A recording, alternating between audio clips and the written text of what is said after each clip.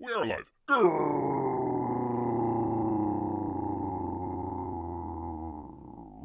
Greetings, humans. Greetings. And welcome back to another fun-filled episode. Bear here, 29-year veteran of the woods. And today, well, I tell you people, Bear wants to thank everybody out there that, was watching us the last Saturday doing our Rambo 3 watch-along. So I want to thank everybody out there. If you are a returning viewer or maybe even a new subscriber out there, thank you so much. Bear appreciates it very, very much. And YouTube, screw you. Why do you keep playing games like this with Bear all the time? Usually Bear doesn't try to get into personal stuff here with all this, going on behind the scenes. But I tell you, Bear puts in, he kind of puts in the live show a couple hours ahead of time, lets people know, hey, come on down to the show, blah, blah, blah, blah. Literally hit the publish thing on that at 4 o'clock on Wednesday, just the other day. Bear was doing great. Oh, it was shooting to the moon. The Rambo stuff was doing great. And all of a sudden he hit, hey, come check out the CyberFrog campaign review live show that we're going to do. Crash. I was getting, 20, 30, 40 views an hour. It's about one, maybe two. You're like, Bear, come on, man. It's just a quirk of YouTube. That's not... well, we put it on the archive channel, and the same thing happened. So screw you, YouTube. Bunch of you-know-what's out there. Anywho. Good to see Amy out here. Rambo Bear. Rambo Bear it is. Very, very proud of the video. Very proud of the video that we did last week. Just, YouTube just screwing around with Bear. Screwing around with Bear. YouTube forgot how to internet. That's true. That's true. When Google spends more time trying to filter out search results than actually including search results, you might have a problem. But, Bear's not going to complain. He's not going to complain. He's going to go right into... That's right, people! We're going to go right into some campaign reviews. Where am I? What the hell's going on here? Who keeps pooping the pants? Let's see. Here we are. Here we go, people. This would be helpful if Bear actually figured out how to do a professional show here.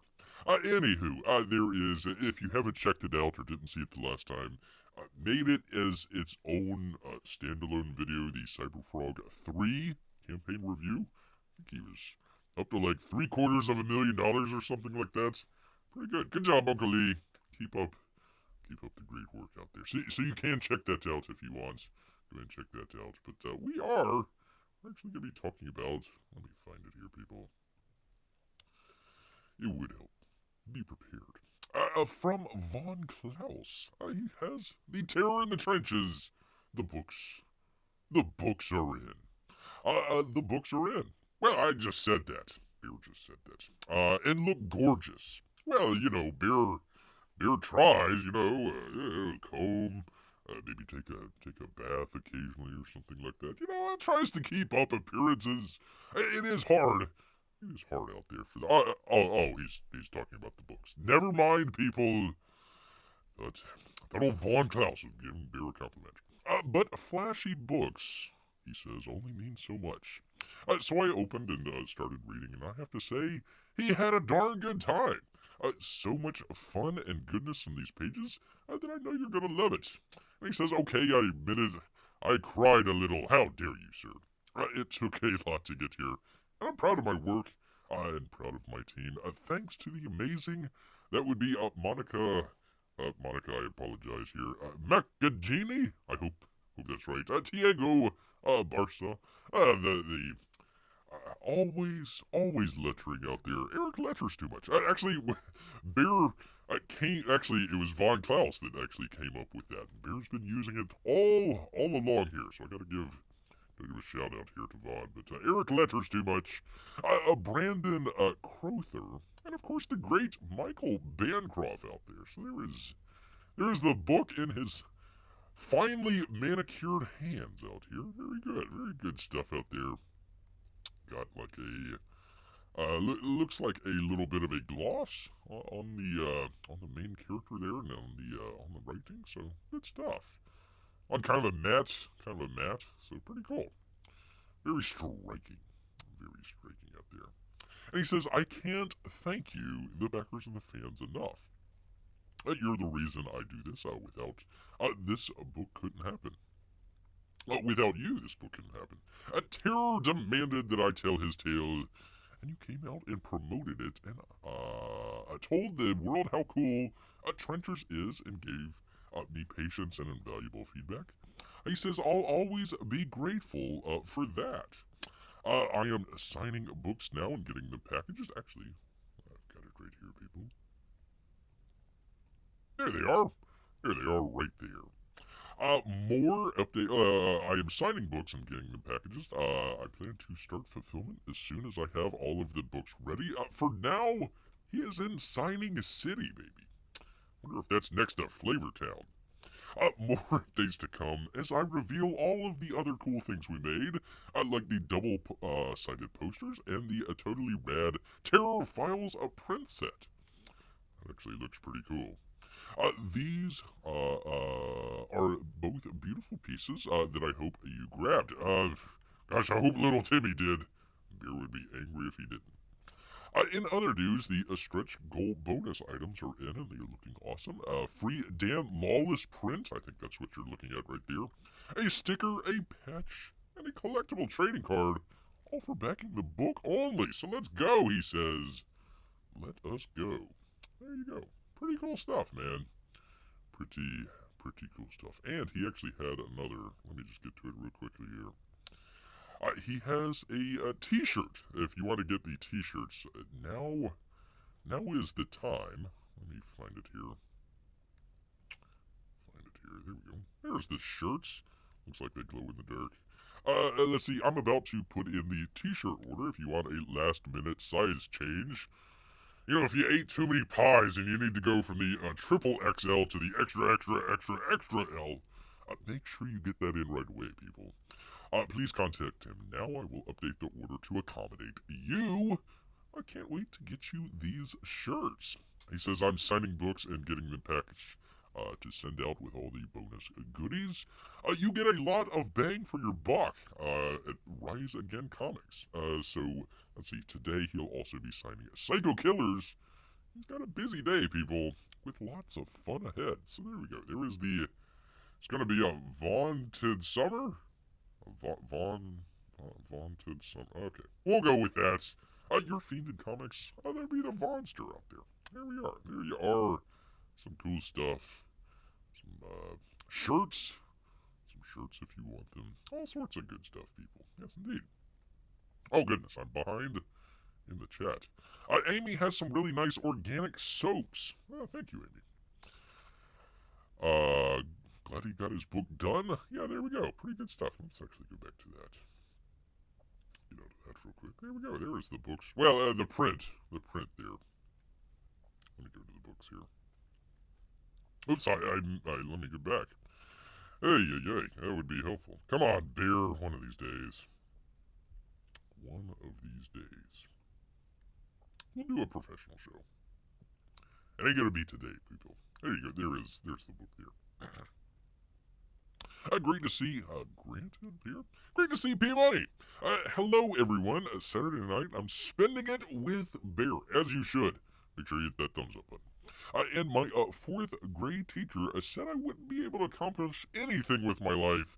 You showed them, P-Money. You showed them big time. I mean, how many people in your class, could you say that have spoken to a bear before? Well, probably a lot, but how many of them spoke back? There you go. That is the question. Let's see. Grant says, pretty standard, but at least that means nothing bad has happened. There you go. There is that. There is that. There we go. Oh, and hello, Melissa, if she is out there as well. Gotta say that. And Mrs. P-Money as well. Yes, indeed. Better off having a fun show than a professional one. We always try to have fun. Alright, let's see. Where am I? Where the heck is Bear? One of these days, people. One of these days. We will. We will. Oh, by the way, people. By the by out here. In case you didn't know, and Bear hardly knew, next week, next Saturday, is Bear's. That's right, people. 4-year anniversary. Bear has been on YouTube. We'll see how much longer. Bear's been on YouTube for 4 years, people. So we'll do maybe a little fun show next Saturday. Have some fun with that. Maybe like a Ask Bear Anything or something. That'd be fun. Bear Unmasked. Bear Unmasked. Where are we? Dragonguard. From Kevin out here. Oh, Kev Hulk. He's got a quick update, people. He says, hey, everyone. Hey, Kev. Hey. I hope everyone had a great 4th. Well, I tell you, since you've asked, Kevin, no, everything was exploding all around Bear. What the hell's going on out there?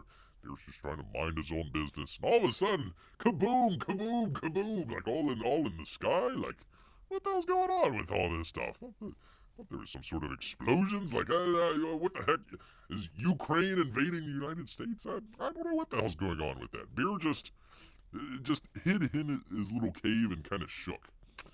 I just wanted to pop in. By the way, in addition to that, we didn't even need any fireworks. We had plenty of natural fireworks that day. Man, oh man, the lightning was just out of sight. Probably like a couple 100 yards away they would be striking. Bear was really scared at that one. Holy cow. And then, of course, they came with the fireworks. Tough day. Tough day for Bear on the 4th. Always trying to blow stuff up. I just wanted to pop in, says Kevin, and give you a peek at the supplemental cover. Actually, we've got that right here, people. There it is. A supplemental cover and a part of one of the pages with the colorists. I am working on putting the PDF together for the art pages now as well. Very cool. Another update coming within 2 to 3 weeks. He says the first is this picture right here is the layout for the cover. This is the second pass at the cover, as the first was scrapped because I was starting one at the beginning of the year and felt with being sick it wasn't strong as I knew it could be. Very cool, Kev. Thank you, sir. Thank you, sir, for that. I mean, a lot of times people just be like, okay, we need to push on and get past this. Kevin was like, this isn't what the Dragonguard fans out there want, so he went back with it. So there you go. Pretty cool stuff there. Pretty cool stuff. And also he had a couple panels there. I believe, if Bear recalls correctly, he was working on one of these pages during the stream. So there you go. Cool stuff there, Kev. Very cool stuff. They're about to get in a battle royale. Battle royale. Not a big fan of Timmy's fireworks, asked Andy. No. God, no. Scares the you-know-what out of Bear. Professional shows are boring, says P-Money. I know that from experience when I have to act professional at my job. At the old nuclear reactor. Let's see. It's more fun to be whimsical. Bear doesn't know if he can be whimsical, Amy. That might be a stretch for Bear. Alright, well, some good-looking stuff there from Kevin. Hopefully he is on the road to recovery. Bear actually wanted to have Kevin and also maybe Matt Cawson on the Rambo stream. I thought that would have made it interesting, but trying to figure out a new what is it? StreamYards. Bear has a hard enough time with OBS, people. Hard enough. We'll figure it out one of these days. From Brian Shearer. Haven't heard from him in quite a bit. Update on Gunship Thunderpunch numero 2. Hi, everyone. Hi, Kev. Brian, whatever. I just wanted to let you know, you all know, the book is being prepped for lettering. Then it will be off to the printer after that. Thanks for being patient during this campaign. It's kind of been a nightmare year and a half at the Shearer house. Holy cow. Talk soon. That would be from Brian Shearer out there. So, enjoyed Thunderpunch. Enjoyed the first book. So, looking forward to number 2. I think he started putting everything out right when the Wu flu happened, and man, oh man, that took a gut punch on everybody. So hopefully some of that stuff has been worked out, and Brian is going to be back on track here. Hopefully.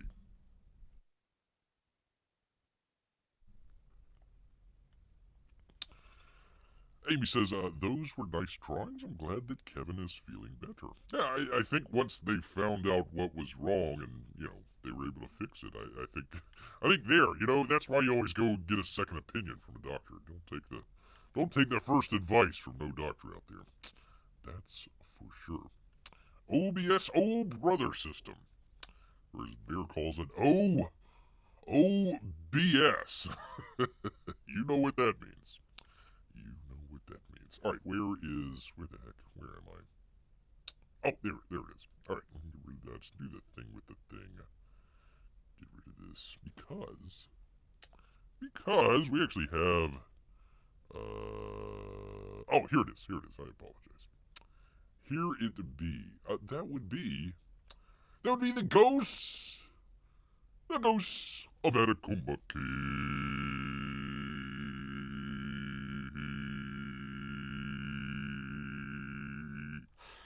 The ghost of Matecumbe, people. And the ghosts are looking for you, he said. He just had to share the double-page spread with you, people. In fact, Bear needs to share it. There we go, there it is. Misty, is that her real name? Misty Fahrenheit? I won't go with it, what the heck. Misty Fahrenheit takes a trip back to 1935 and the Labor Day hurricane, the most powerful ever to hit U.S. shore. No, sir. No, sir, it was Michael that hit Bear right in the freaking face, man. That was a Category 5.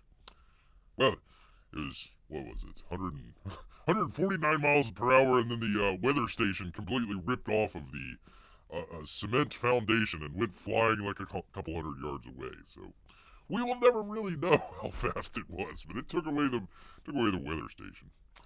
Let's see. Misty, gosh darn it, needs answers. Can the ghost help her?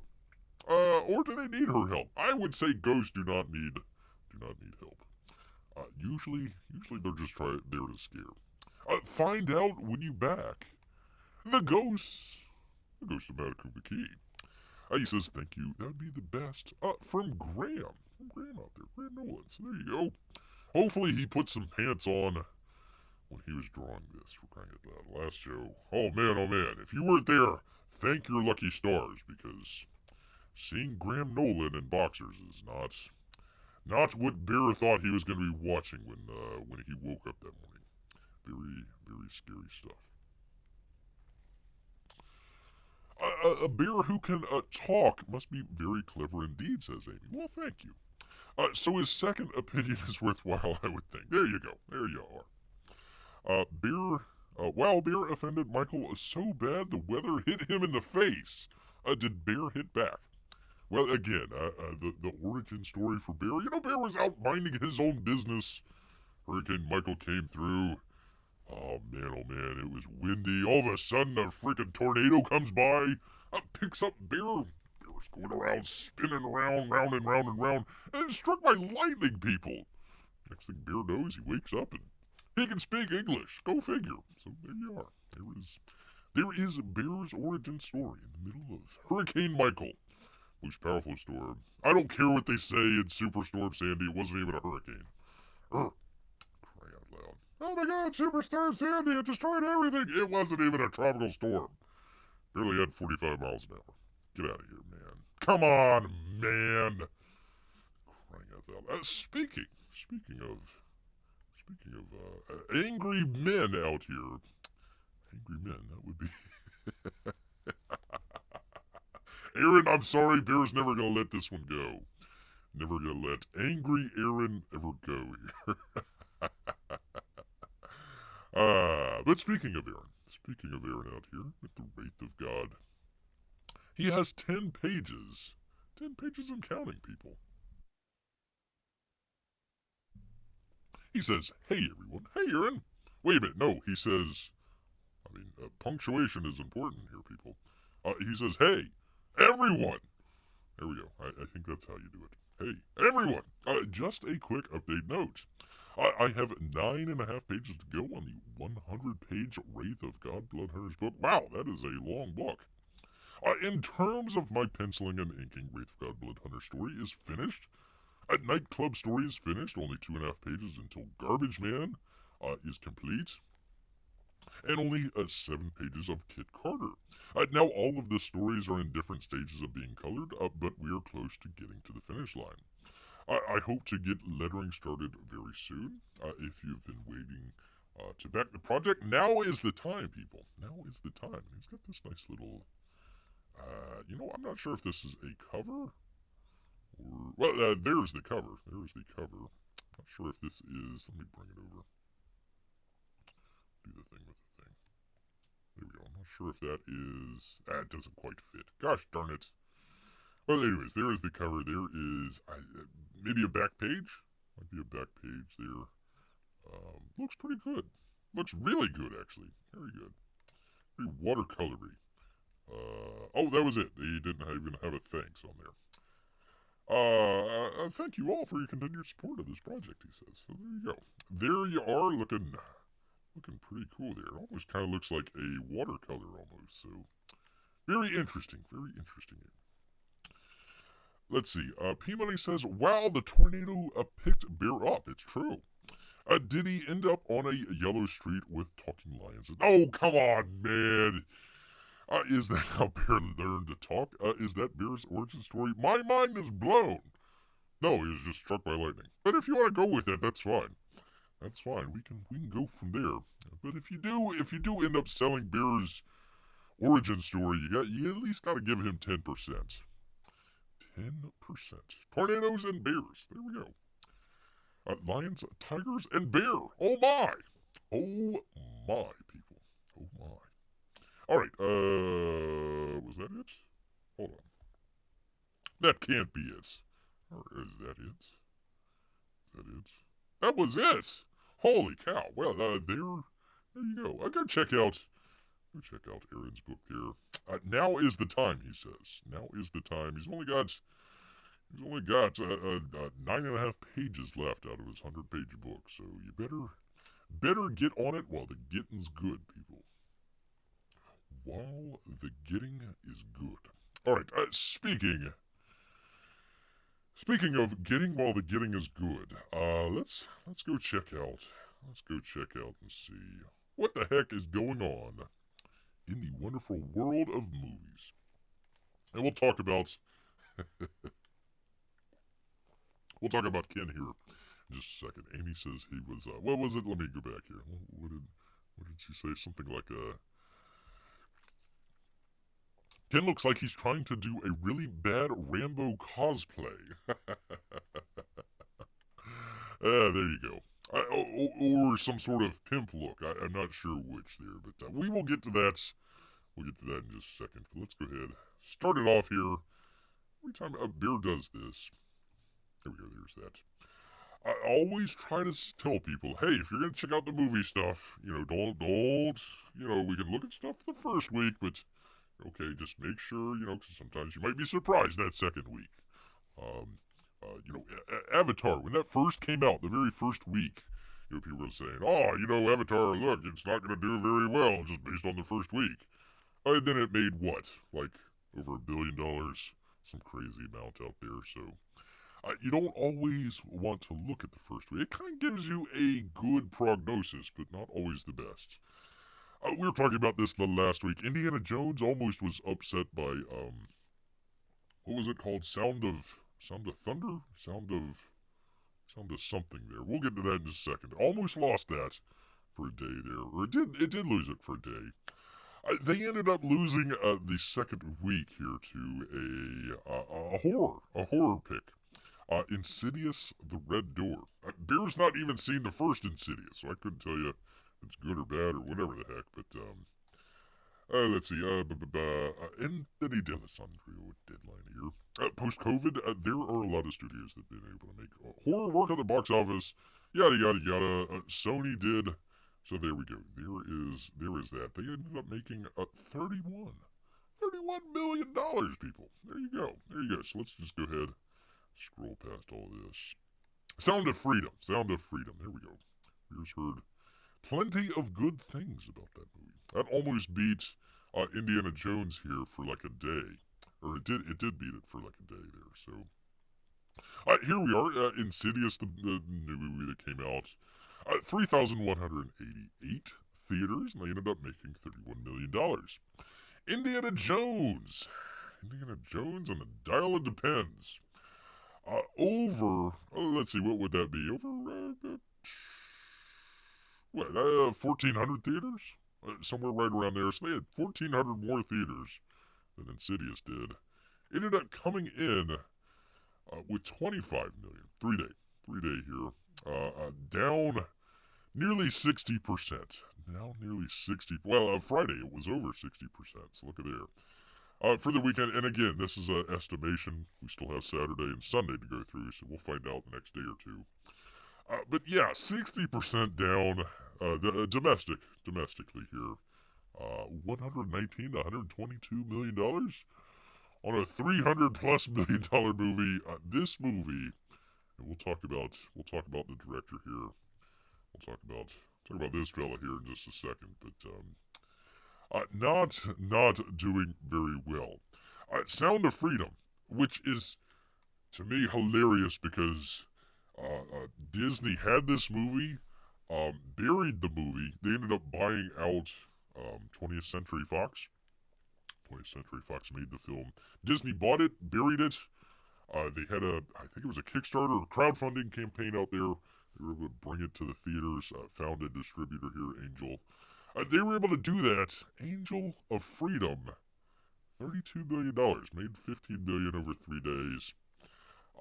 Nipping on the heels of a $300 million plus movie with 4,600 theaters. Sound of Freedom has half that, a little over half that.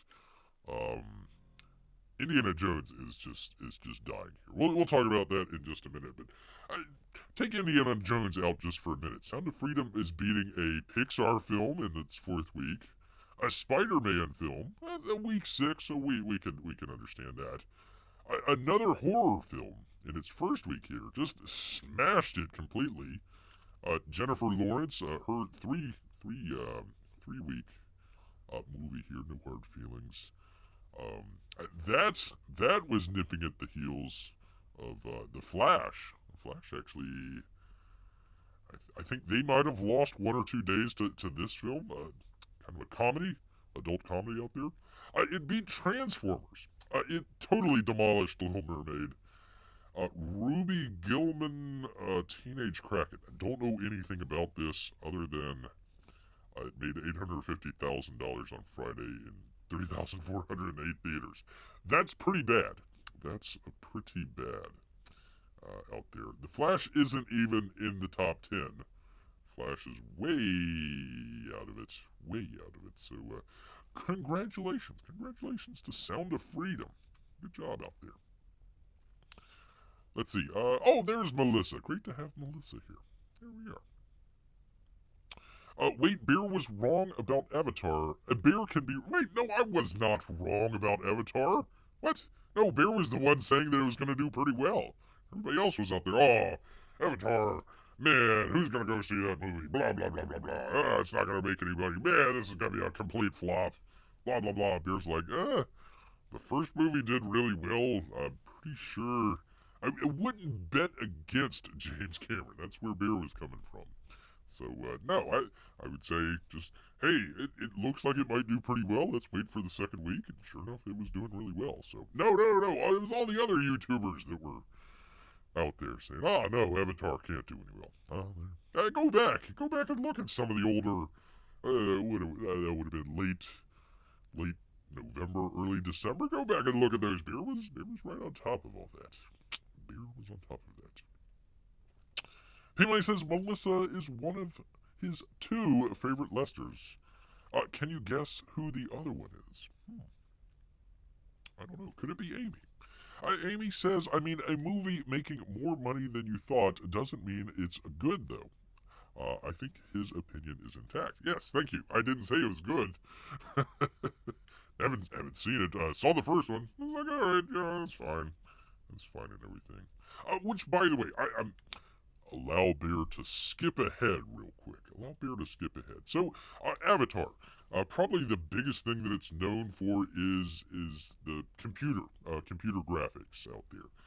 Probably one of the best looking movies out there. Recent memories. Made by Disney, right? So Indiana Jones out here, also made by Disney out there. One of the things that Bear was talking about the last time was like, okay, the first whatever 20 minutes of the Indiana Jones movie, people are saying it was really good. It was the de-aged Harrison Ford here, and I was just like, why didn't they just make the entire movie? Don't make it 3 hours long, but make the entire movie the de-aged Harrison Ford there. They would have the 1-2 combination. You'd say, look, Avatar, our computer graphics are one of the best there at Weta over there. Weta is the computer graphics that they use, the computer graphics company. And we also have ILM here with us as well. I mean, can you imagine Kathleen Kennedy with that in her back pocket saying, look, also, we at ILM, we are also pushing the forefront of computer graphics out there. It took more than 100 VFX artists over 3 years on the film just to do the 20 minutes of it. There's just like, well, why not just do another 40 minutes of it, and bam, there's your movie right there. Just Harrison Ford trying to escape the old bad German train. That'd be good. No, they decided to go in a completely different directory. And that brings us to this smug SOB right here. From our good friends, Bounty Gun Comics, the great John F. Trent, James Mangold, that would be the director. He derides fans. Oh, that always works. The old Zack Snyder gambit. Just blame everybody. Well, I wouldn't say Zack Snyder did that. It was mainly the studio, but whatever. Derides fans for... That's you, people. He hates you. For not liking his deconstruction of Indiana Jones and Indiana Jones and the Dial of Depends. Indiana Jones and the Dial of Depends director James Mangold. Mangold. I keep calling him Mangold. Who comes up with the name Mangold? I am Mangold. Mangold. Rawr. I decided to deride fans for not liking his deconstruction of Indiana Jones. Gee, I wonder why. Who the hell is he waving at? Obviously not the lady there. Why does the lady have the bad German hat on? Whatever. We'll let that one slide there. Let's see. P-Mike says, okay, thank you, Bear. I was worried for a second. I don't want you to be worried. Let's see. Melissa and Amy are my favorite Lester series. Sisters, rather. In fact, I don't know any other Lester sisters. Is completely irrelevant, he says. Amy says, wait, it took 3 years to de-age 30 minutes of film. That's true. With more than... how many did they have on there? It was quite a bit. Anyway, several hundred artists out there working for 3 years over at ILM.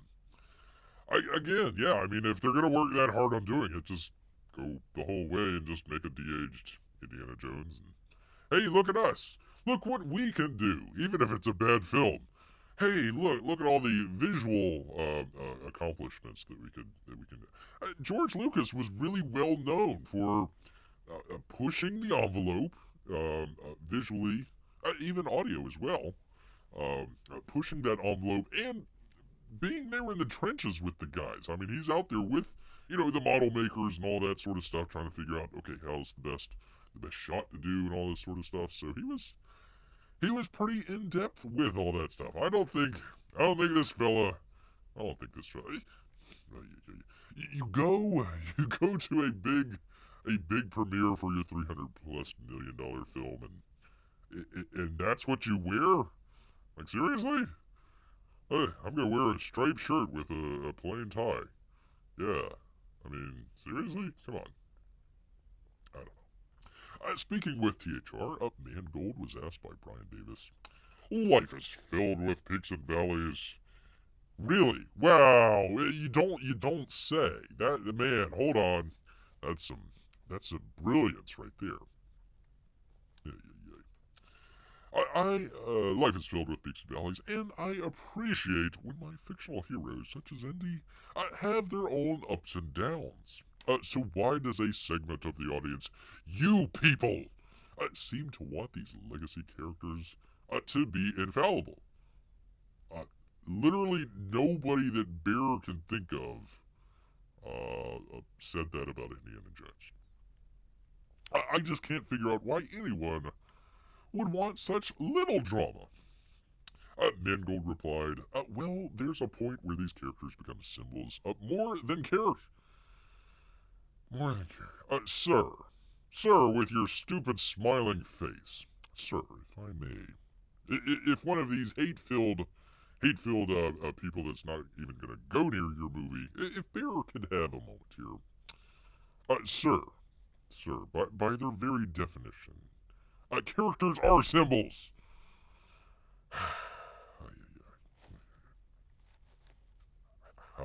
How do you go on with that one? And so there becomes this anxiety that if you examine the humanity of a hero, you somehow weaken them.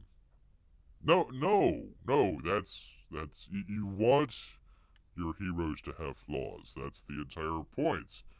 Because they're like regular people, because everybody wants to be Indiana Jones, so you gotta have a little bit of a... flip that around and say that about Captain Marvel, for example.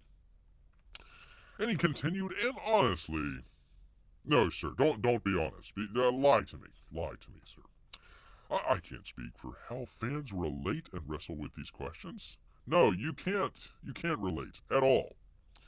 In relations to other movies, but certainly in relation to mine, I think your question almost has my answer built in. I think you're, in a sense, already addressing it. I think you're kissing his butt, sir. A good drama gives a hero a What? No! What? Holy cow! Hold on, people. Let me find my stone and chisel. This needs to be written down for all ages, for all of eternity here. Hold on. Let me just chisel this in. Good drama gives a hero a problem. Wow. What, did you figure that out in freaking first grade? If a movie is about a beautiful hero who's capable of anything and is virtually indestructible and is without any personal issues or concern, then you just have a fashion video with action. Explain Fleabag in your movie. Explain Captain Marvel. Explain any girl boss character that we've had in, I don't know, the past 5 or 10 years. Wouldn't that be a fairly accurate description right there? I'm a fan of starting a character in one place to go to another. Hold on, let me. I need to make some extra room here on the old stone tablet. Starting a character in one place and going to like some sort of arc, sir. Are you trying to say that a character might need to have an arc? I don't know about that one, sir. That might be a bridge too far. Movies are a continuum. By definition, in a drama, a character starts in one place and ends in... I am going to run out of room on my stone tablet here from the genius wisdom of one James Mangold here. Mangold, whatever the hell. I guess he lost his tie. This is the stupid look that, every first year film student has. They walk around with the hands and, it's got to have the thumbs touching because you're putting it in a frame. you're looking at everything through the frame. You're like, look, I'm making the guy photographing me into the frame of the movie in my head here. Derp. Honestly, it looks like he's about to have his legs broken. And is begging for, I need another week to come up with that 10 grand. That'll cover all my betting debts for sure. Please don't hit me. Don't hit me anymore. Don't hit me anymore. That's where bears. That's what it looks like to bear there. Oh my God! They're gonna break my legs. No, he's trying to do the stupid. Oh, it's in frame. Blah blah blah. Okay. Pardon me here, people. It's a side venture here. You're on set, you're on location, wherever. You're on location, let's just say. Gotta get the beautiful sunset and all that other stuff. That's basically all his whole thing here is just the golden light stuff. He can't do anything else. But okay, he's okay, you're out there. Let's make sure we get this scene correctly. I want to make sure that this shot looks terrific out here. You don't go around with your hands like that doing the thing because you've got two eyes. You can take your two eyes and you can look and you can say, that's how it's going to look. And maybe if you have like an odd lens or something, hemophobic lens or a wide angle lens or something like that, maybe you might want to carry the lens around and just like double check it real quick. Make sure that, okay, that's what I want. But really what you do is you go and you say, okay, that's generally the direction that I want the camera to be shooting at. These are, the backgrounds that I want. These are the actors. These are the places that I want them to be blocking and standing in. And then you turn over to your cinematographer. Excuse me, sir. You turn over to your assistant director. Sir, madam, what are your opinions since you are the director of photography, not me? I'm just the director of the entire film. So that's who you turn it over to. Instead of James Mangold looking like a freaking idiot. Oh, look, I'm blocking the frame here. No, you're not. You're putting your hands up. About to be arrested. I don't know. Whatever. I'm sorry, people. That's a long side rant here. Mangold then accused critics of his destruction of being divisive. Oh, no. When it was his and Lucasfilm's choice to deconstruct Indiana Jones in the first place. Exactly. So if people want to be divisive, in the age of social media, that is, they can focus on where a character starts as opposed to where they end. Or they can focus on where they end as opposed to where they start. What? I'm gonna need to make some more room on this stone tablet here. In reality, for Harrison, who's playing the character, he's tracing an arc. What? No way. And he's changing through the whole picture. So it all depends on where you're landing and where you're pointing your figure on that timeline. He was a broken down old man in the very beginning. Well, I won't say the very beginning. He was on a train in the very beginning.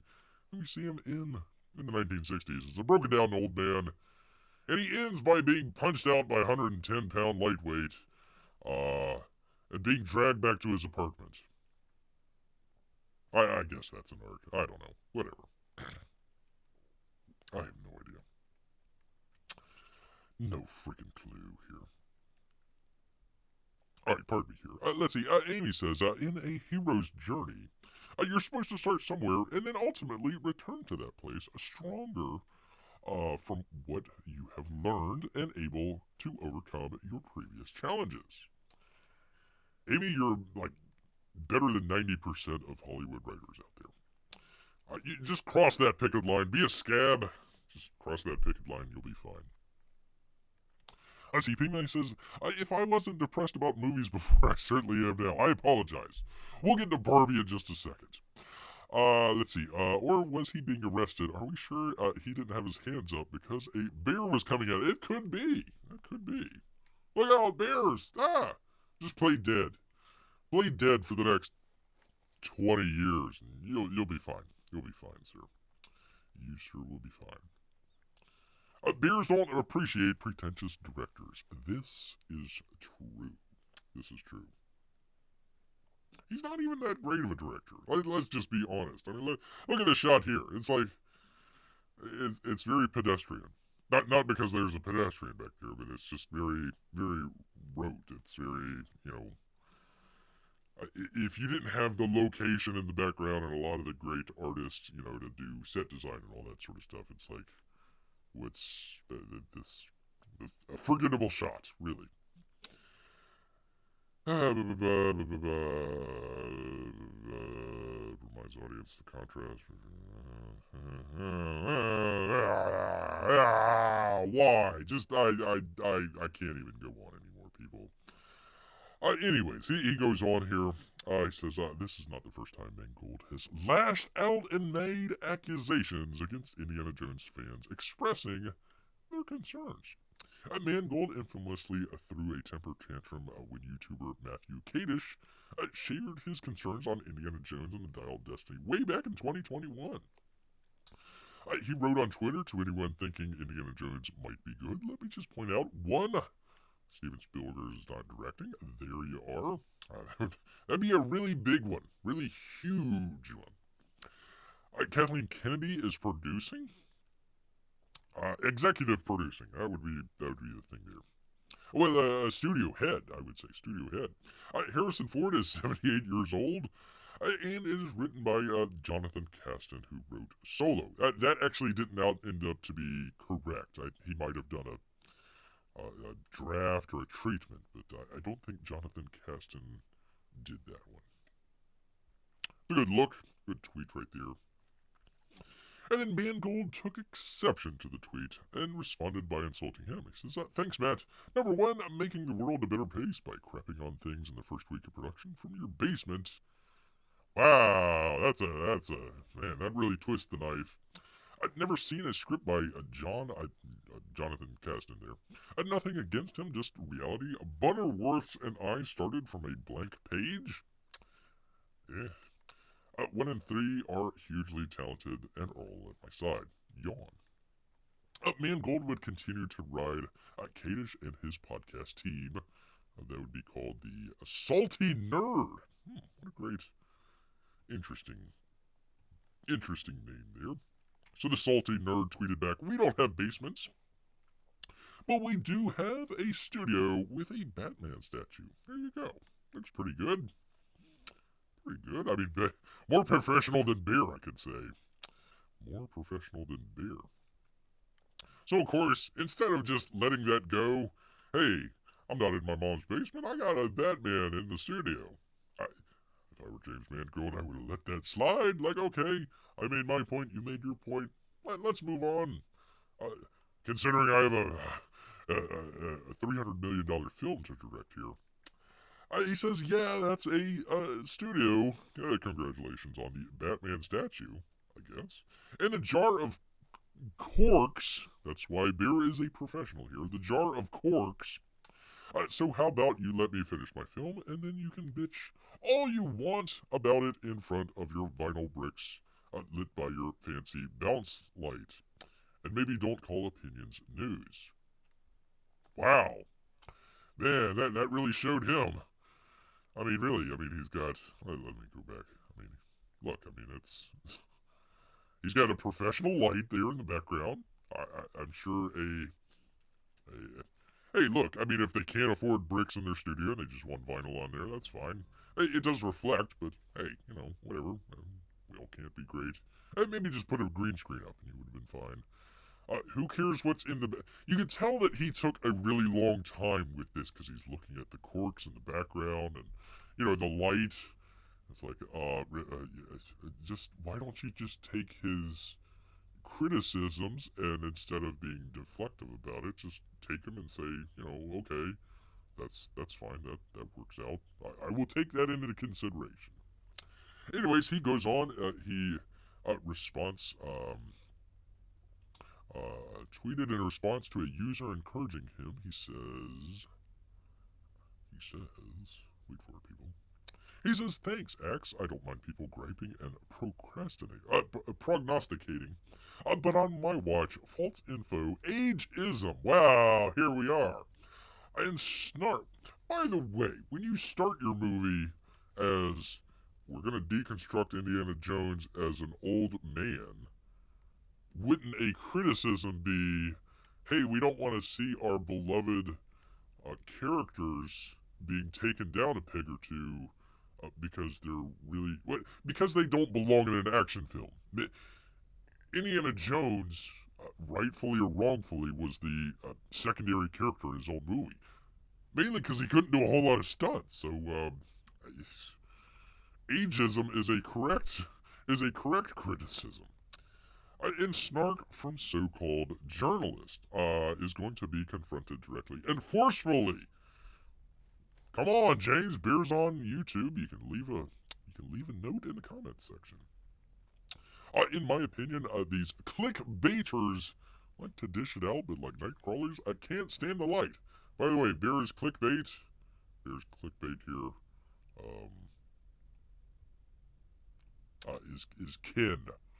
Has nothing to do with Indiana Jones. So there you are, sir. There you are. All right, it goes on. Blah blah blah blah blah. Yada yada yada. What do you make of James Mangold's latest comments deriding fans of Indiana Jones? He's a moron. How many people out there do you think James Mangold?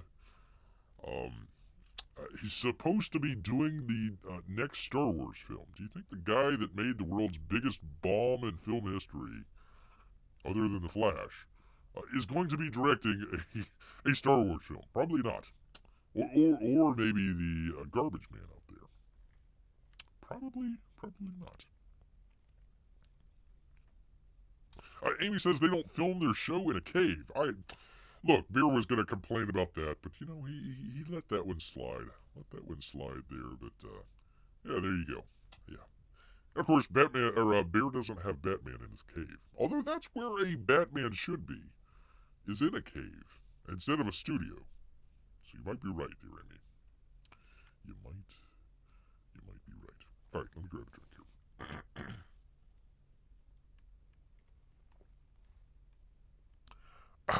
There we are. Gotta wet the whistle. Because people, the reason for the season out here. No, not that one. D.H. Harrison Ford. Amy says it's nice for not a cave. There you go. He's just pissy because people with, you know, a couple $1,000 can come up with a better. You know, there's more people watching certain YouTube shows than there are live than there are people watching CNN or some of the other networks out there. So they're just mad because they're they're losing their grip, people. Losing their grip. All right, speaking of losing their grip, good old Ken. Good old Ken out here. Now, Bear has been, you know, just in the back of his mind, just scratching the Barbie movie. Once again, Bear wants to come out. Barbie movie is not for Bear. It's not made for Bear. Bear's not going to go see it. Has no reason to go see it. You know, if you want to have a Barbie movie out there, that's completely fine. If you want to have a Barbie movie that has feminist, feminist icons, feminist, iconography out there, feminist themes out there, I don't think it's really proper for a Barbie film, but okay, you want to put feminist themes in a Barbie film, whatever. Beer's not there to criticize anything to do with a Barbie film other than just, God, I'm a little sick of the commercials, but or the billboards or all the other stuff. They're just blastering it everywhere. But it's fine. It's fine. Okay, Barbie. Just something nagging at Bear. Gosh darn it, just nagging at Bear. Gosh, I think Bianca fights the zombies. Good YouTube out there. Go check him out. He did one very early on where he's talking about the teaser trailer that they had for it. It's kind of an odd, sort of very Marxist, found family sort of situation.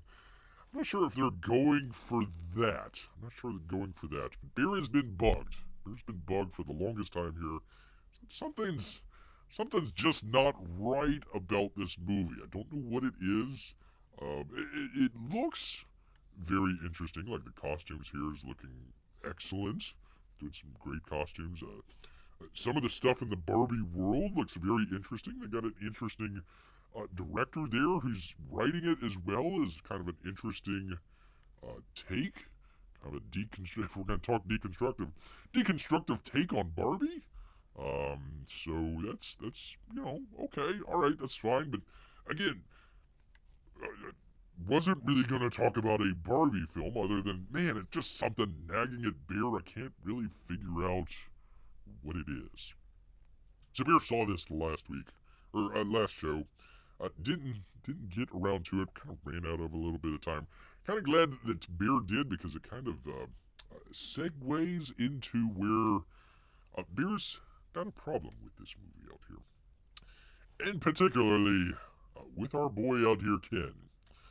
Poor Ryan Gosling out here. But you wouldn't know it from the reaction. You wouldn't know it. So let's get into it. Variety, Zach. This is why you have a professional, people.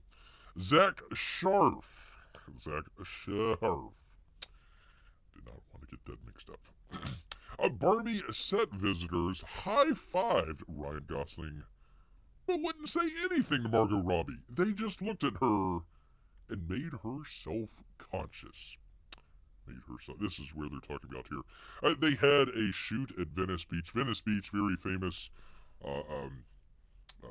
LA Beach out there. Very famous. A lot of tourists go there. A lot of LA folks go there as well. The Muscle Beach, you see all that. There you are. So they were shooting on location, which was really kind of interesting, especially for kind of like a Barbie film. So they were out there. They were doing the thing. They had crowds of people, off in the distance because they wanted to be able to shoot their movie and everything. They probably had some extras that they brought in, but generally in the location shoot, they have, nice, normal, everyday folks out there. They're checking this out. They're saying, hey, there's Margot Robbie. There's Ryan Gosling. They're doing a Barbie movie. Let's go check that out. Let's see what it's all about. And we'll get to Greta Gerwig here in just a minute. She is being interviewed in Rolling Stone. We'll get to that in just a second. But some Barbie set visitors made Margot Robbie feel self-conscious during filming when they interacted far more with her co-star, Ken. We'll get to that in just a minute, people. Man, oh man. Actor Ryan Gosling than they did with Margot Robbie. Gerwig. Ugh. I grab another drink for crying out loud.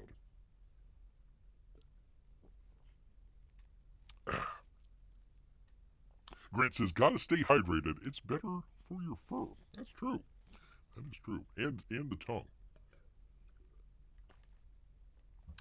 And the tongue. It's not a movie for Bear, says P-Money. Maybe if it was called Barbie. Barbie. That is an image you don't want to... you don't want to have. Oh my god. It's Bear Barbie. They got like President Barbie and this and that Barbie. It's Bear Barbie. Oh boy. No, we'll get into that in just a second here. All right, where are we? Set photos from the scene, yada yada yada. How Barbie operates in Barbie Land is that she is entirely continuous with her environment. Gerwig said, the director. Even the houses have no walls because you never need to hide, because there's nothing to be ashamed of or embarrassed of. And suddenly finding yourself in the real world and wishing you could hide, that's the essence of being human. That is the essence of being human.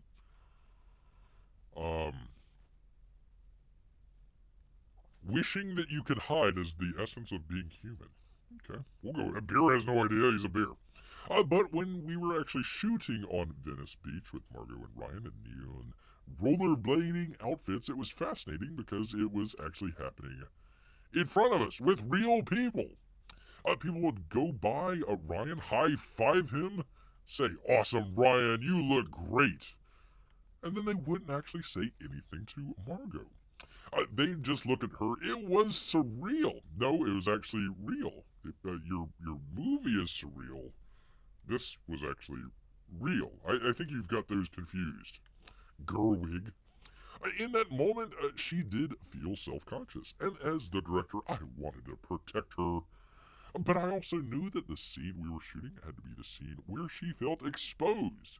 And she was exposed both as a celebrity and as a lady? As a lady. As a lady? We'll go with lady. Why not? What the heck? She's Australian, so it's close. It's close, I guess. Maybe. I don't know. She added, to be fair, Ryan was like, I wish I wasn't wearing this vest, but it was a different kind of discomfort. The rollerblading outfits became one of the first viral sensations to emerge from the Barbie movie. Appearing on The Tonight Show last year, Robbie called the photo leaks mortifying. I can't tell you how mortified we were, by the way. We look like we were laughing and having fun, but we were dying on the inside. Well, technically we all are. Dying, I was like, this is the most humiliating moment in my life, being out amongst these people, and they're looking at me like, what are you doing? I'm Margot, and you can't look at me because I'm Barbie? Shaw. When asked if she ever thought the Barbie sets would dominate the internet buzz the way that it did, Margot responded, no. I mean, I knew that we had some exterior to shoot in LA. I knew once you were doing exteriors, you were going to get papped. You're going to get papped. You can just walk down the street and all of a sudden they roll down the window and pap, pap, pap. Oh, no, papped. Paparazzi.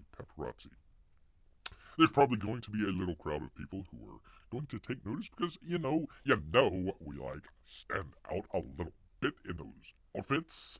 So I knew there was going to be, like, a little bit of attention.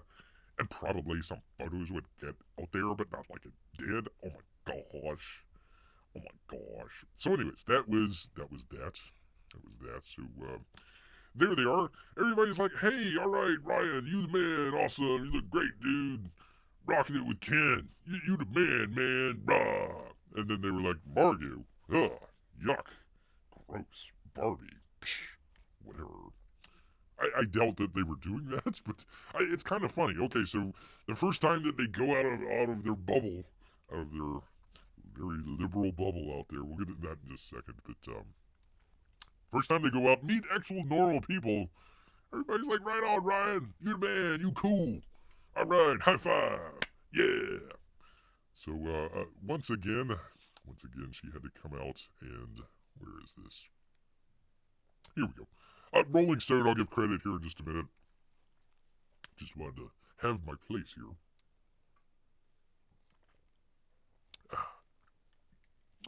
Amy says, Gerwig. There we go. I'll have to try that one. So they're interviewing her. Gerwig. The interviewer says, he's never been quite this funny on screen. I always thought of him as a secretly comedic actor. Gerwig says. His comedy goes back to taking it incredibly serious as an actor, where he's never doing it just for the laugh. And the way we talked about Ken was an in-depth character work I've never done with anyone about anything. Well, she's mainly a female director directing females, but that's a whole side point. When they were shooting their last scene together in the bedroom, where they're kind of coming to a place of understanding, and when he turns around and says, there's no Ken, it's just Barbie and Ken. And he's exhausted and his face is stained with tears. I'm like, if what actors do is perform empathetic acts for a benefit, I don't know that anyone has ever invested more time making people understand the plight of this doll, but man, it was extraordinary. I felt both of them that I might direct movies for a long time and never see anything that uniquely, gloriously unhinged. Not sure why she would go with unhinged there, but okay. So she's asked, how do you craft the moment where Barbie finally learns that some women in the real world hate her and find her oppressive? She says, I felt like we had to give the counter-argument to Barbie and not give it short shrift. So Bear is a professional here. Short shrift. But give it real intellectual and emotional power. And Mattel was incredibly open to it for some reason. I said, we have to explore it because it's a lie any other way, and we can't make it a lie. I think they heard it. No, it's movies. You can always make it alive. Believe me. No worries. A bear giving a high five, would this claw hurt us? Probably. Probably. We'll do the elbow bump. How about that? Do the elbow bump. I feel like his paw might be bigger than his hand. Bigger than a hand. So you'll probably be fine. We'll see. We'll see. When Bear ever meets up with P-Money, he'll give him a high five and we'll go from there. So she is asked. Some of this we've already done, but we'll do it anyways. The feminism in this film comes out so naturally. So, I mean, they're already talking about it. Just by placing Barbie and Ken in the real world. It starts the moment they arrive in Venice Beach. Ken feels that people are suddenly looking at him with respect. And Barbie doesn't have the words for it, but she feels like she's being objectified. Did that flow out as naturally as it seems? So Gerwig says, I think of the film as humanist above everything else. How Barbie operates in Barbie Land is she is entirely continuous with her environment. Even the house have no walls because you never need to hide because there's nothing to be ashamed of and embarrassed for. And suddenly finding yourself in the real world and wishing you could hide, that's the essence of being human. But when we were actually shooting on Venice Beach with Margot and Ryan in neon rollerblading outfits, it was fascinating because it was actually happening in front of us. People would go by Ryan and high five and say, "Awesome, Ryan! You look great! You did! I'm dead!" And then they weren't actually saying anything to Margot. They just look at her. It was surreal. No, it was real. In that moment, she did feel self-conscious. And as the director, I wanted to protect her. But I also knew that the scene we were shooting had to be a scene where she felt exposed. And she was exposed both as a celebrity and as a lady. And to be fair, Ryan was like, I wish I wasn't wearing this vest. So the interviewer goes on. Here she says, when I hear you use the word humanist, I feel like I need to gently push back. James Mangold deriding quote-unquote journalist. And here a journalist is like, no, we need to talk about feminism. I feel like I need to gently push back on behalf of the fans. Who are going to love this movie and perceive its message as unabashedly feminist. So, of course, she says, of course I am a feminist. But this movie is also dealing with the idea that any kind of hierarchical power structure that movies in any direction isn't so great. When you start using words like this, you're just gonna leave people behind. So you go to Mattel, and it's like, oh, Barbie has been president since 1991. Barbie has gone to the moon before women could get credit cards. We kind of extrapolated out from that Barbie Land is this reverse world where Barbies rule and Kens are underclassed. There we are. The reverse structure of whatever Barbie Land is almost like Planet of the Apes. You can see how unfair this is for the Kens because it's totally unsustainable. Ha! No way. No way. Now, there was another interview that she gave, or different actors that gave it. Beer was trying to look for this like for an hour. Couldn't find it. Came somewhat close. We were talking about this, I think the other week. Bending into comics, they're talking about being a feminist. It's not a feminist movie, even though we just said yes. Yes, of course, the director is a feminist. She's talking about hierarchical power structure. The Kens are an underclass. Yada yada yada. I think we can come up with that. So, anyways, this was the article. I'm not gonna read the entire article because I just want to pull a pull quote here. And that's from this lady, Issa Rae. She's President Barbie. Actress, how do you pronounce this? Is it Issa Rae or Issa Rae? I forget. I don't recall. I apologize if that is incorrect. who plays President Barbie in the film, also made it clear the film has feminist messaging. When she asked, while asking rather, how she identifies a Ken. How do you, let me ask the people in the audience, how do you identify as a Ken? She said, I think Ken, for me, is just kind of there. I think Ken is just a great accessory.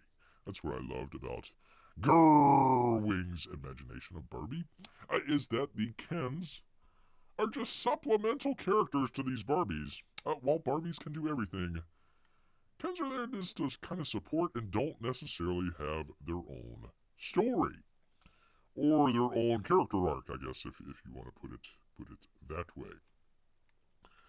I think this is really interesting and really telling. There were a number of these actresses that were asked the same question. How do you identify a Ken out there? And that's where Bear, his brain started to turn here just a little bit and says, wait a second, something ain't right here. Something ain't right here. So, I mean, you got the one where, Ken's out there in the real world with real people. Ryan Gosling, I should say.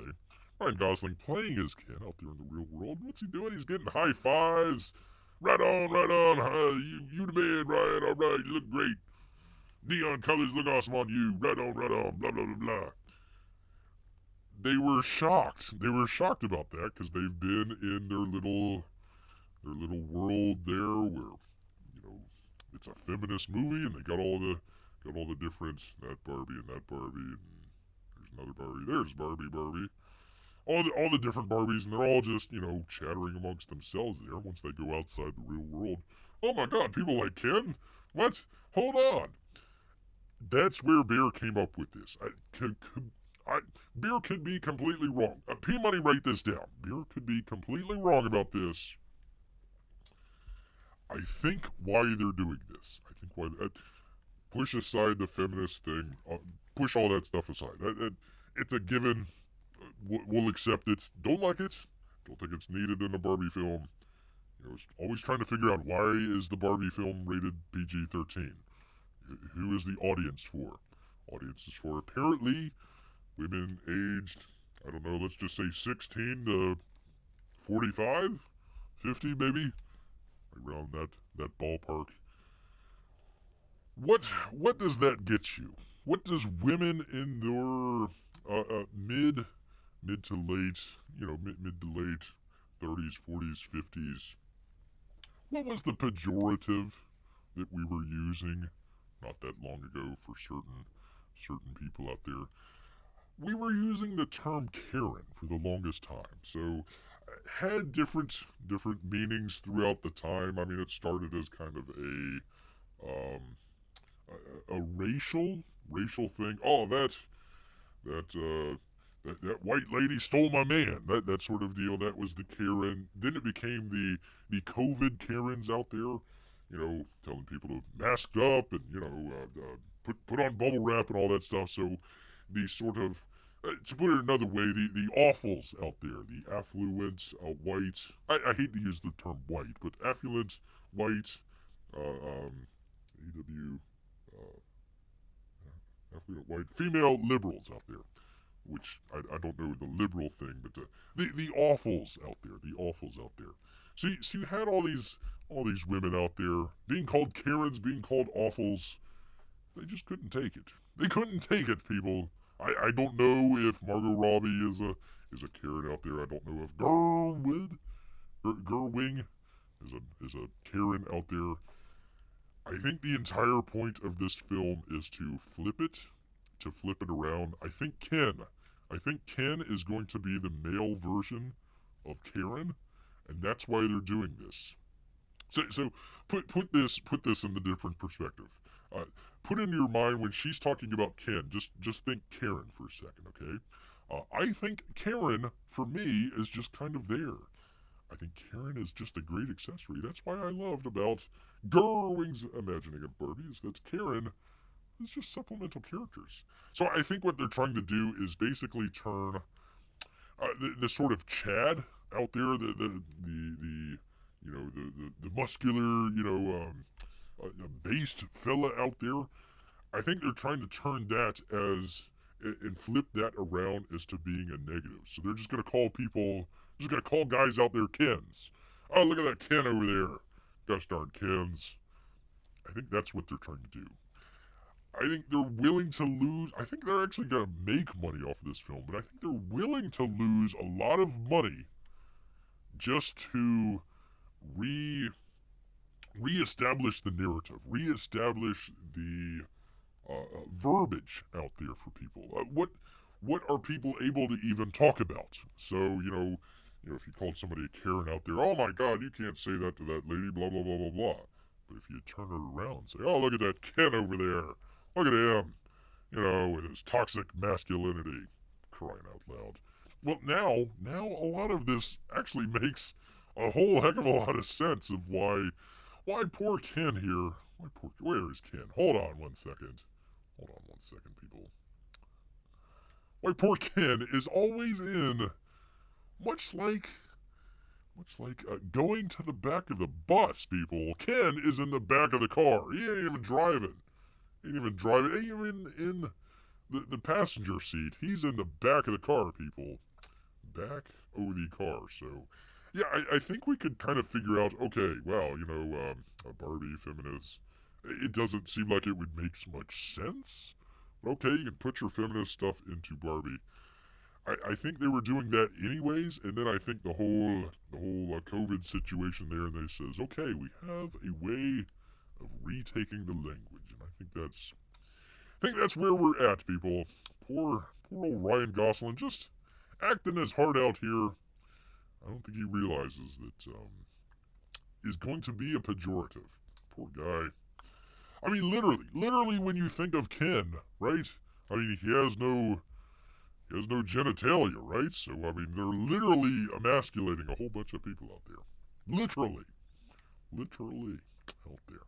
So there you go. I think that's what's been bugging Bear the entire time. It's like, wait a minute, okay, fine, feminism, okay.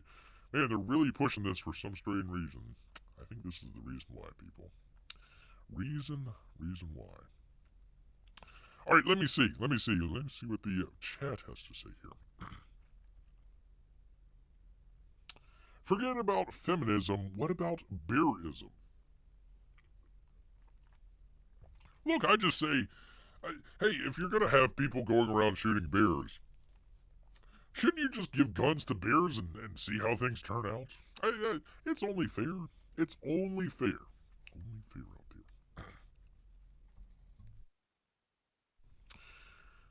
Did you know, P-Money asked, bears get $0 in wages compared to humans who gets more than $0. That's why we need bearism. That's true. A bear will work for salmon. It's fine. It's fine. Doesn't need to be money. On this date, July 8th, bear could be wrong. Could be, but I mean, man, it just started adding up. You read some of the stuff here. It's like, okay, they're high-fiving Ryan Gosling, but they're, the directors and all that, they're really hand-wringing. It's like, man, Ryan Gosling, Ken out there, he shouldn't be this popular. Why are people, gathering around Ken? He's the purse puppy. He's the purse puppy out there. Why are they all saying, yeah, run on? I think that just completely threw them for the loop there. They got out of their bubble, got in front of real people, and was like, oh my God, holy cow. So, again, the movie looks good. Let me find it here. The movie looks really good. As far as just, like, compare the Indiana Jones shots here that's, like, barely visible, to the Barbie stuff. I mean, it looks... the girl director there. I mean, God, for crying out loud. I need to take that picture out of there. But, no, I mean, the color palette, it all looks good. Everything, I mean, the costume design, set design, all that stuff. It looks really, really, really good. But, unfortunately, you got your creatives out there. You can have all the best people, all your set designers and costume and makeup and all that stuff, and they can do it at 100%. And then you got the creatives that come in and just completely crap over everything. Yeah. There they are at Venice Beach. There they are.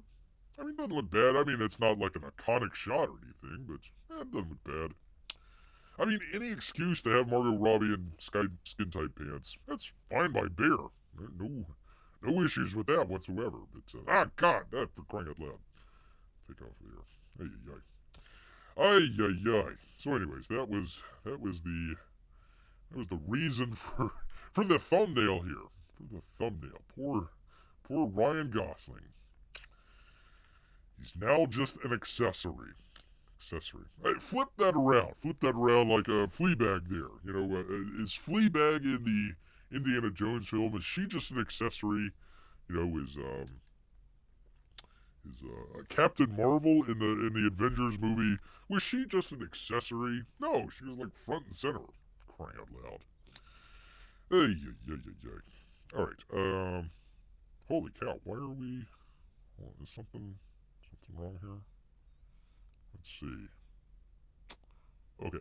If there's something wrong, let Beer know. There's messages retracted here. So if there's being something going on with the chat, let Beer know, and he will try and fix that. All right. Let's finish this up here. Let's finish this up. We've got a couple fun stories at the very end. Let's go ahead and do it here. Let's go ahead and get into it here from comicbook.com, people. Marvel's just confirmed that Venom's web fluid is poop. It is poop. Oh, it is working, P-Money. Thank you. I don't know. I had like 3. Maybe they retracted themselves. I don't know. It's just weird there. Since Venom premiered in Marvel Comics as his own character, he's harnessed some of Spider-Man's key abilities, despite no longer being attached to the hero he could be attracted to. Among of those was web swinging. One of those perks for Spider-Man while wearing the symbiote was no need to use his web cartridges anymore. Grant, your messages are being retracted. I don't know what's... Hold on, Pardon me, people. 1 second here. Let's see. I can't... Bear can't unretract it there, so, I don't know. I don't know what's going on with that. Anywho. Let's see. Venom continued to do this after Brock and countless others became his host, but now Marvel has offered a peek behind the curtain that nobody had asked for, and which makes every Venom storyline previously published suddenly even more gross than you might expect. This month's Venom number 22, seemingly out of nowhere, drops a surprise nugget of information anytime that you might have seen Venom uses webbing. Be sure to swing. Be it to swing from a building, tie up a bad guy, or lasso someone out of air. That webbing was made from poop. Interesting. You couldn't go with anything else. It had to be poop. Interesting. Grant says it's either your imagination or some sort of reality malfunction. Pay no heed. Okay. And that got retracted. Okay. Alright. I don't know what's going on with Beer's chat here. I don't know. Let me try, hold on. Let me try doing live chat. Maybe see if that'll work. Alright, let's see. Look, people, it's Venom. It's poop. There you are. What else do you really need to know? Venom poop. Venom poop. There you are. Who knew? Who can knew? Oh, Grant has been retracting them. Oh, well, alright, fine. I'm always ready to put you in timeout. Let's see. Beer could. Very close to putting him into timeout. But not right now. Not right now because Beer has, for P-Money out there, a Canadian story. We look high and low, people, for Canadian stories. Oh, whoops, by the way, comicbook.com and Spencer Perry out there. All right, from Apple Insider and Malcolm Owen, be careful with emoji, people, because they are legally binding in Canada. Dun dun dun dun dun. I wonder if the poop emoji is legally binding.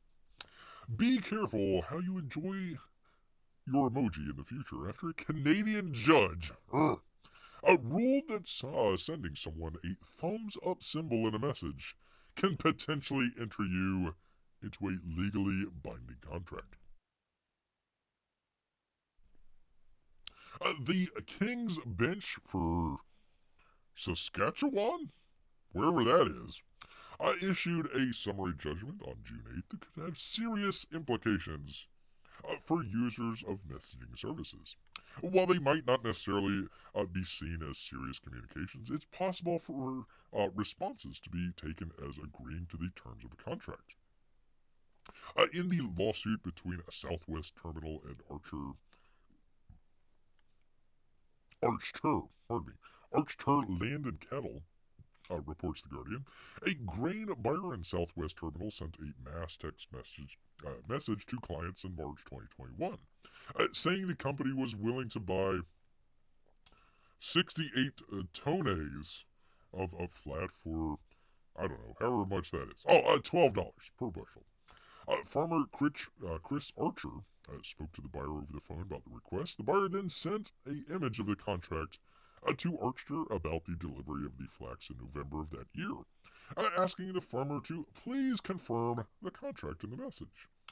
The farmer responded with a thumbs up emoji, and that's where the confusion lies. The farmer claimed in the lawsuit that the symbol was intended to mean that he had received the contract in the message, while the buyer believed that it was Archer agreeing to the contract. I deny that he was accepting the thumbs up emoji as a digital signature of the incomplete contract, the farmer told the court. I did not have time to review the contract and merely wanted to indicate that I did receive his text message. Southwest Terminal offered that there had been previous instances where contracts were handled and agreed upon with the emoji. Does the thumb down emoji also count? Ultimately, because of the confusion, the farmer failed to make the delivery to the Southwest. By the way, do they have to be color coded to whatever ethnicity that you are?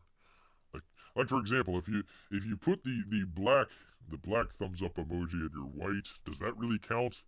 Does that count as black? What would that be called? Black emoji face? Black face emoji?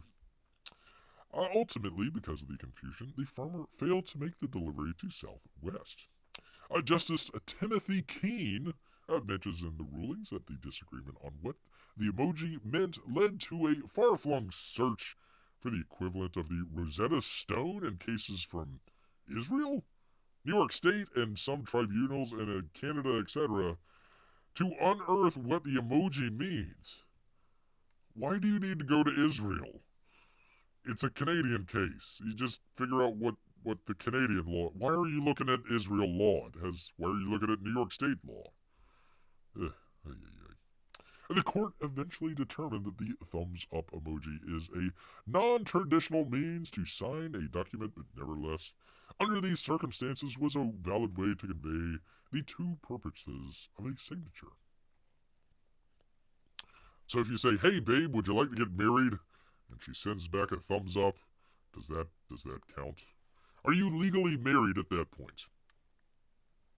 While the affair gives one emoji a legally definable meaning in one court in Canada, the judge doesn't believe it would open the floodgates to other emojis being interpreted in such legal means. Well, here's mine, the poop emoji.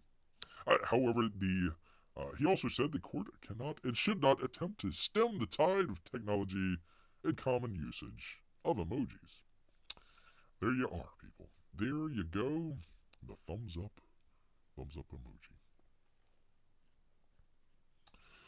P-Mike says, of course he leaves the Canadian story for last. I could leave that for last. We'll see. We will see how people react to the next story here. This could be the last story.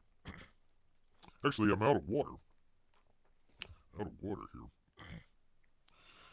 Let's see, Melissa says, me too. I felt bad about complaining about something that was said in one of the earlier interviews.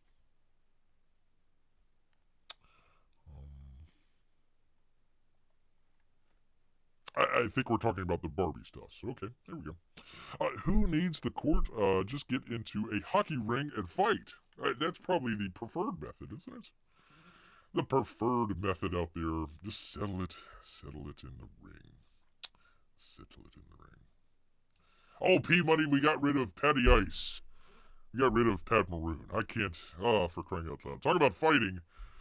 I mean, he had like the most fight minutes in the entire league. Got rid of Pat Maroon. Ay. Maybe it was because he enjoyed Bud Light.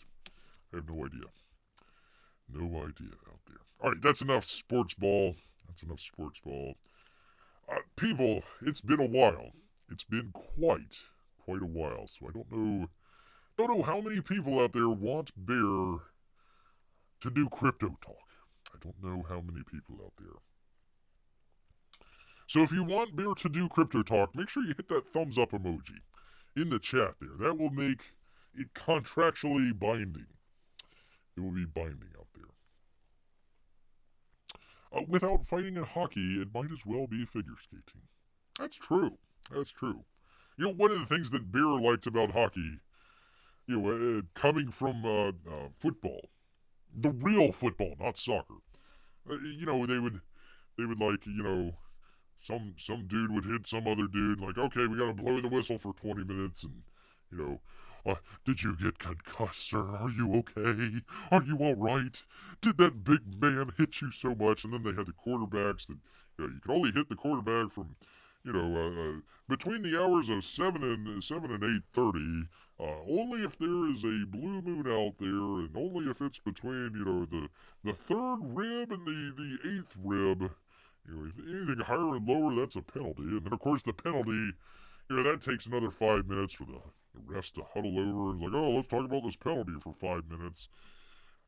Sure, we got video review, but let's go talk about, blah, blah, blah, blah, yada, yada. And then Bear checks out hockey and they're like fighting. Like, well, yeah, this is a whole lot better. This is all before all the kneeling and all that other stuff. And I'm like, this is a lot cooler than freaking football where they're just a bunch of ninnies out there.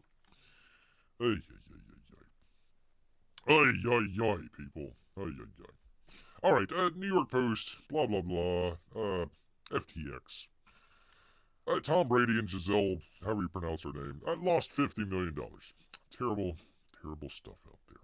Terrible stuff. We might save this one for the next time. Out there. Grant was watching a boxing match one time, and a hockey game broke out. But a bump. Alright, well, not many thumbs up emojis out there for Bear to do the story, so let's just go ahead and wrap this up here, people. We might do this one another time. Let's see, what is it, 9:30? I think we've plenty of material for Yellow Flash out there to use in his show coming up in a couple hours. Hi, Yellow Flash. Thanks for using all the stuff that Bear's been doing for the last couple weeks. I mean, literally, the last time they're talking about Rocky, I was like, you're that close from talking about Rambo, Yellow. That close. We know you've been watching. We know you've been lurking out there. That's why Bear always thanks his lurkers. Of course, Bear isn't even showing the... There we go. There was the New York Post stuff. Sorry. There it was.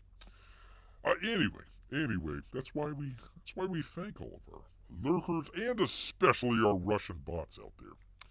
Yes, indeed. All right, let me go back. Just double check. Gotta say hello, and thank you to why? Oh, and because I went to live chat. Let's see. Amy out there. Melissa as well. Always thankful for the Lesters for keeping Bear company. And of course, P-Money as well. Kept Bear company last week. I tell you, with the Rambo Rambo watch along. Grant as well, if he isn't deleting his chat out there. So there we are. Some great stuff. And of course, all of our lurkers and Russian bots out there. We do appreciate it. Melissa says, I enjoy a bit of crypto news next time. Good night, everyone, and God bless. Well, God bless you, Melissa. And Amy as well. Well, you know what? All of this talk, it's making Bear hungry. So he's going to head back into the woods. So until next time, people, grrr.